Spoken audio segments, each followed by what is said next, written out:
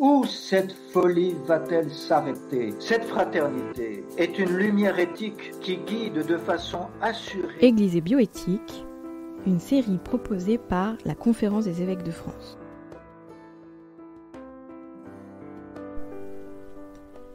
Intelligence artificielle, entre l'algorithme et l'humain, choisissons l'humain. L'intelligence artificielle nous rend déjà la vie plus simple dans bien des domaines, mais elle peut aussi terriblement la contraindre si elle n'est pas encadrée. C'est pourquoi une vigilance est nécessaire afin que l'humain ne soit pas asservi aux machines.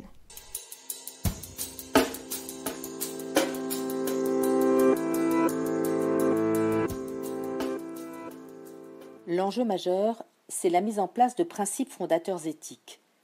Se pose d'abord la question du cadre légal et réglementaire à instaurer pour promouvoir le développement d'applications respectueuses de nos données personnelles, de notre cadre social et de notre modèle de société.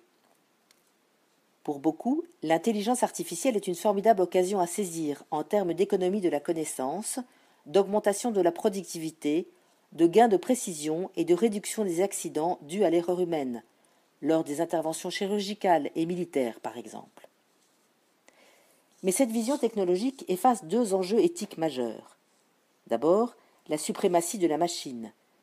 Nous nous dirigeons vers un modèle économique où la référence est la machine et non l'homme, alors même que la puissance des machines et de l'intelligence artificielle dilue les responsabilités et que les algorithmes manquent de transparence quant aux biais qu'ils utilisent pour traiter les données.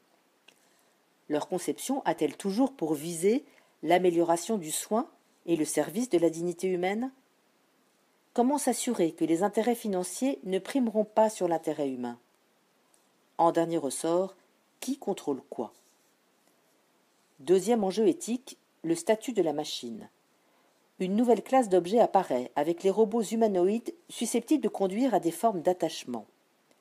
Attribuer le statut de personne électronique à ces objets renforcera le poids réel et symbolique des machines et relativisera la notion de personne qui s'enracine dans la dignité de l'être humain.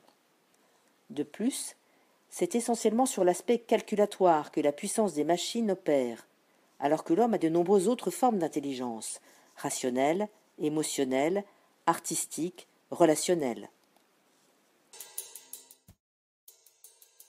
Le salut d'un roi n'est pas dans son armée, ni la victoire d'un guerrier dans sa force. Illusion que des chevaux pour la victoire. Une armée ne donne pas le salut. À la suite du psalmiste, nous croyons qu'il y a une profonde illusion à vouloir acquérir une force qui tendrait vers une forme de toute-puissance. Dans le cœur de l'homme se trouve une juste aspiration épanouissante qu'aucune soif de consommation électronique ne saurait assouvir. L'homme est fait pour l'altérité dans laquelle peut se déployer une intelligence du cœur jusqu'à accéder à la connaissance de Dieu. L'Église nous encourage à faire de l'intelligence artificielle un outil au service du bien commun et un moyen de valoriser le trésor que tout homme est en lui-même.